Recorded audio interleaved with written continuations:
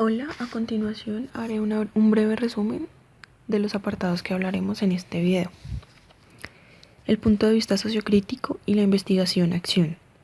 Perspectivas semióticas en educación matemática. La fenomenología didáctica de Freudenthal. Currículo e instrucción. Prácticas de la evaluación. Desarrollo profesional, contexto social y algunas líneas de investigación. Comencemos. Font, doctor en filosofía, miembro del grupo de investigación consolidado de enseñanza y aprendizaje virtual, y Godino, investigador en didáctica de las matemáticas y creador del enfoque ontosemiótico del conocimiento y la instrucción matemática. Afirman que una corriente importante de la educación matemática es la que mejora los procesos de enseñanza y aprendizaje, y por su parte debe lograr la liberación de cargos en el poder. Cuando hablo de cambios en el poder, hago referencia a que tanto los profesores como los estudiantes están en la plena libertad de desarrollar sus prácticas de una forma que procure la mejora de la enseñanza y el aprendizaje.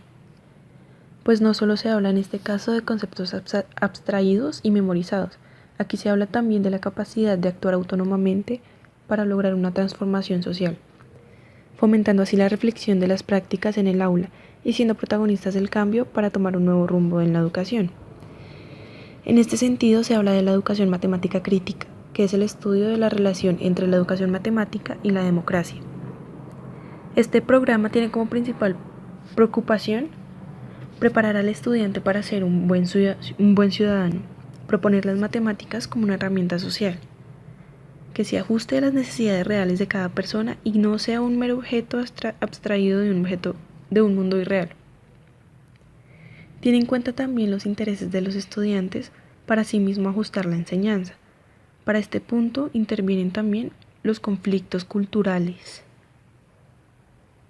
que influyen en la institución y que asimismo el conocimiento matemático se convierta en una herramienta crítica que posibilite además la comunicación en el aula.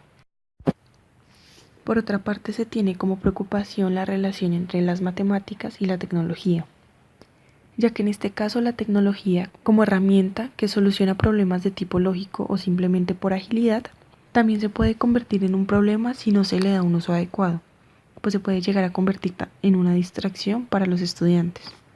Ahora, en una perspectiva sociocrítica, se habla del maestro ya no como el reproductor, sino como el constructor del conocimiento, y es que él finalmente es quien está a cargo de la enseñanza a un grupo de estudiantes, y desde el aula el maestro debe elaborar teoría pedagógica, pues no se puede esperar que se elabore teoría acerca de la educación por parte de un actor externo al profesor, o al aula de clase en este caso, ya que finalmente es él quien está en constante contacto con los estudiantes y debe ser él quien haga parte de la investigación educativa, para que el profesor y el investigador sean tomados como actores principales en la educación y no tenga uno un rango más alto que el otro.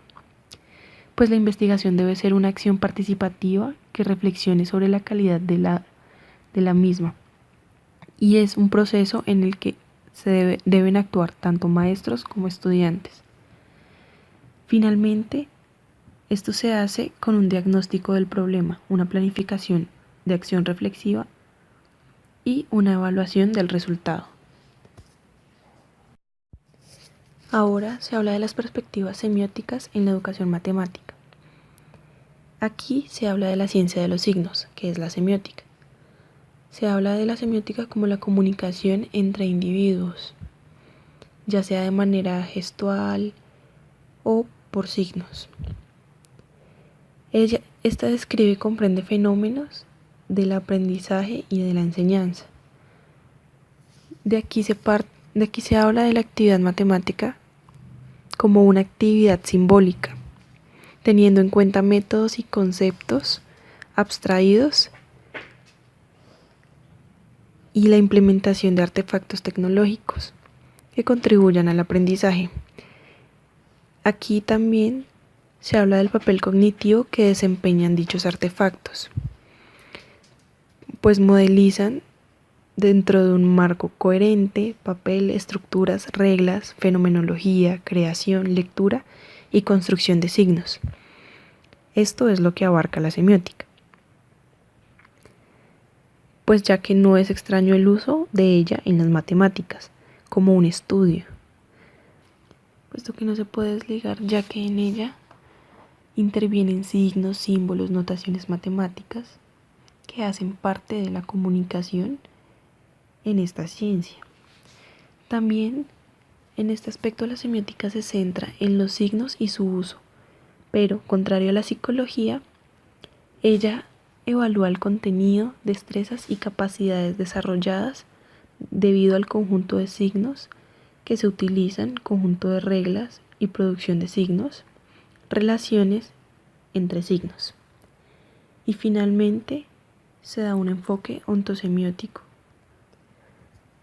El enfoque ontosemiótico se desarrolla como una nueva perspectiva teórica para la educación matemática, en la cual el papel fundamental del lenguaje y la semiótica para describir y comprender los procesos de enseñanza y aprendizaje de las matemáticas son fundamentales,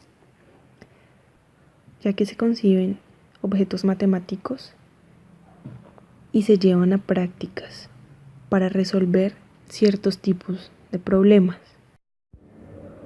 En la fenomenología didáctica, Freudenthal habla de la fenomenología didáctica propiamente dicha y la construcción de objetos mentales. Para la fenomenología didáctica se refiere a las estructuras e ideas matemáticas, como organizadores de fenómenos. Aquí interviene tanto el mundo real como el matemático de objetos abstractos, pues se puede organizar el mundo por medio de figuras geométricas, por ejemplo para la naturaleza. Por otra parte, un sistema decimal en el mundo matemático, que ordene los números, pues este se encarga de organizar estructuras, conceptos e ideas. Ahora, en la construcción de objetos mentales se habla de la intención habitual de materializar conceptos, es decir, no se llega a deducir qué es, por ejemplo, números, grupos o espacios vectoriales, sino que únicamente se da un concepto debido a que el estudiante no está en edad de comprender realmente el significado que esto abarca. Finalmente, se resultan dando ideas erróneas o inconclusas sobre los objetos matemáticos, en su procura de hacer que las matemáticas sean concretas.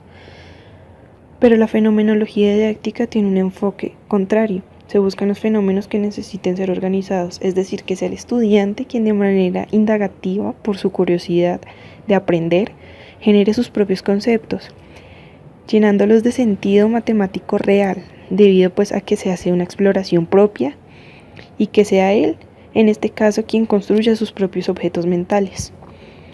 Pues aquí ya no se habla de la adquisición de un concepto. Esto es lo que más critica Freudenthal, ya que de esta manera los objetos matemáticos pierden su esencia y su origen real. Por esta razón, Freudenthal defiende la fenomenología, ya que afirma que es gracias a ella y a su estudio esta construcción de objetos mentales pasan de ser una estructura cognitiva personal a una visión discursiva cultural.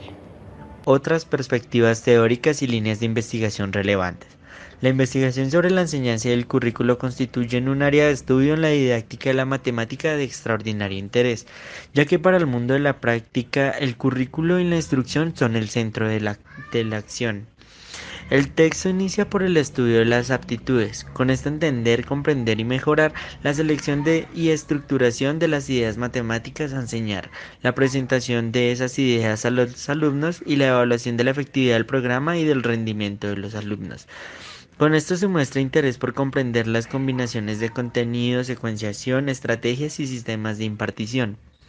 El currículo que se trabaja en algunas instituciones suele ser creado con poca creatividad, algunas veces solo de forma intuitiva, puesto que se dispone de poca investigación para crear este. Con esto se da la idea de crear un nuevo tipo de currículo con temas de investigación de matemáticas escolares, tales como la estructura interna de la disciplina, el interés público, la recomendación de expertos prestigiosos y los libros de texto. Pero con estas ideas se ve que hace falta fundamentos teóricos, entonces se empieza una búsqueda de teorías de instrucción, lo cual complicó cuando no se encontró en qué forma de identificar los procedimientos generales apropiados. Otras investigaciones era ver la matemática tradicional y con base en ella iniciar de nuevo una investigación, y se intentó desde el punto cognitivo de los estudiantes, lo cual dio hallazgos positivos, pero fueron irrelevantes y perjudiciales para los adelantos que ya se tenía. En consiguiente, se empezaron a encontrar temas de investigación importantes de todo lo ya visto, que se denominó paradigmas de la educación, que son las conductas examinadas para que el estudiante sea más competente, y a este estudio lo denominó la ciencia normal. Ya después se ve que de parte de esto se ve como raíz para otras teorías que son aún más generales en la educación matemática, que no son mencionadas en el texto, pero que se destacan al final, que es, por ejemplo, el conductismo y el aprendizaje del descubrimiento de Brunner, y el aprendizaje significativo. La falta de espacio y el enfoque que se dio en este capítulo impide hacer una presentación con detalle de los que se requieren de los textos dichos. Ahora bien, siguiendo con el tema de educación matemática, vamos a desarrollar tres ítems importantes de esto. La primera son las prácticas de evaluación, la cual tiene tres procesos. El primero, evaluar; el segundo, valorar; y el tercero, mejorar. Con una buena valoración y evaluación de la mano de la reflexión, se puede llegar a transformar la práctica docente, ya que si se hace una muy buena reflexión junto con la evaluación y la valoración, se pueden llegar a observar si nuestros objetivos con esta práctica se están cumpliendo, y si no, se debe mejorar o cambiar la práctica docente. Porque se tendrían que hacer estos cambios, estos mejoramientos, porque la educación a veces está siendo vista como una industria que tiene como principal objetivo la contabilidad y la tecnología. Entonces, debemos desarrollar en nuestras prácticas docentes estos dos ítems, que es la contabilidad y la tecnología. Un ejemplo de la evaluación de las prácticas de evaluación es la evaluación que se hace en Colombia por parte del Ministerio de Educación hacia los docentes y docentes directivos de cada institución educativa, sea pública o privada. Esta evaluación consta de tres momentos, o tres evaluaciones. La primera es la evaluación de periodos de prueba. La segunda es la evaluación ordinaria periódica de desempeño anual. Y la tercera es la evaluación de competencia. Esta última es acompañada de cada institución. Entonces, el Ministerio de Educación se encarga de realizar la prueba, pero también los mismos docentes hacen otra prueba a su rector, a su docente directivo, y el docente directivo a sus docentes. ¿Esto para qué? Para mejorar los enfoques pedagógicos que se tienen en cada institución, y para mejorar también las condiciones de la educación en cada institución.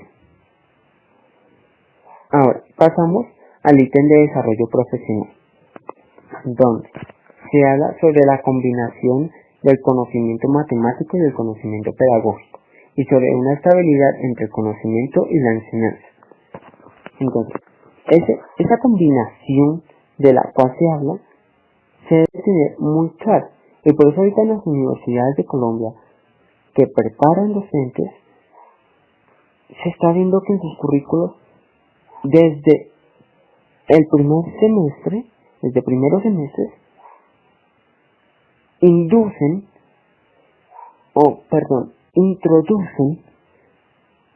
temas o materias relacionadas a la pedagogía, porque no es necesario, no es muy complementario solo el conocimiento de una ciencia que se quiere enseñar, sino que también se debe tener enriquecimiento y conocimiento sobre la pedagogía, sobre la enseñanza. Entonces siempre se debe tener esa estabilidad entre el conocimiento, ya sea de alguna ciencia, y el conocimiento pedagógico. ¿Para qué? Para desarrollar una muy buena práctica docente. Pasamos al tercer ítem, que es el contexto social. En este ítem, el aprendizaje de las matemáticas puede ir desde el aprendizaje individual hasta el aprendizaje en grupo. Entonces, se ha visto que desarrollando trabajos grupales, trabajos comunitarios, se ve mejorada la educación y el aprendizaje de los alumnos. Entonces, hay que hacer una muy buena planeación de la práctica docente en la cual se introduzcan ejercicios grupales e individuales, porque también el estudiante debe saber desarrollar un problema, ¿sí?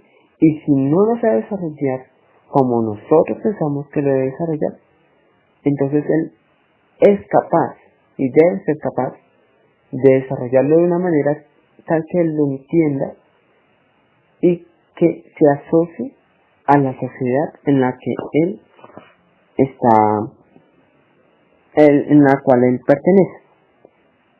Entonces nosotros como docentes, para desarrollar en nuestra práctica docente, tenemos que conocer el contexto social en el que estamos enseñando. Y por eso, en las instituciones de educación superior, las cuales forman educadores, como la Universidad Pedagógica en Colombia, introducen en sus primeros semestres unas prácticas de observación para que el docente en formación se vaya asociando y familiarizando con el contexto social en un aula de clase. Esto es muy importante porque a la hora de desarrollar su práctica ya como una profesión, el docente va a tomar todo lo que aprendió, todo lo que vio, para desarrollar una muy buena práctica docente. En Colombia existen demasiadas líneas de investigación. Una de ellas es el aprendizaje de la aritmética elemental. En esta se llevaron a cabo algunas investigaciones. La primera fue realizada por el profesor Orlando Mesa de la Universidad de Antioquia de Medellín. Las preguntas clave de su investigación fueron cómo se desarrolla matemáticamente un niño y cuál es su proceso de adquisiciones en esta área de las matemáticas. Lo que él consideró es que todos los niños son diferentes y que no se encuentran en un medio homogéneo.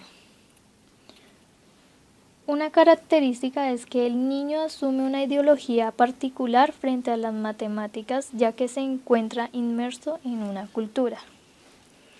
En la investigación se caracterizan dos tipos fundamentales de pensamiento, el de la aritmética y el de la geometría, es decir, mediante el número y mediante la forma. El profesor afirma que un niño al comienzo no está interesado por saber cómo operar dos números.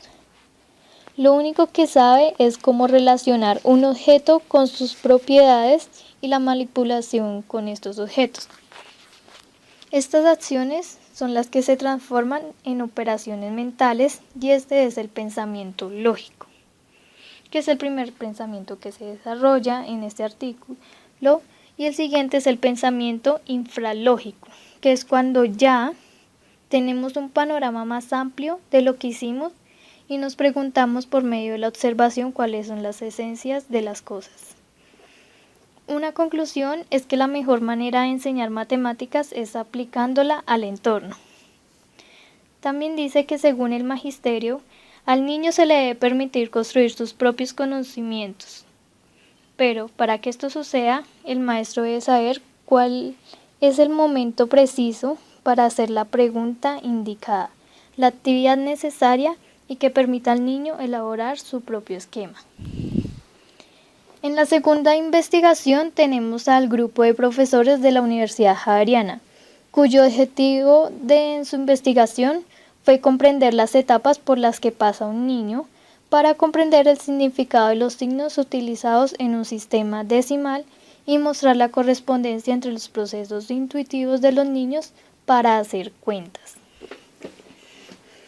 Esta investigación se dividió entre lo disciplinar, que es el conocimiento conceptual de la disciplina, y el psicológico, que es donde se evidencia el pensamiento lógico-matemático, los procesos cognitivos, cómo complejizan lo que entienden, y los procesos interactivos, que es la relación entre el sujeto que aprende y el objeto de conocimiento.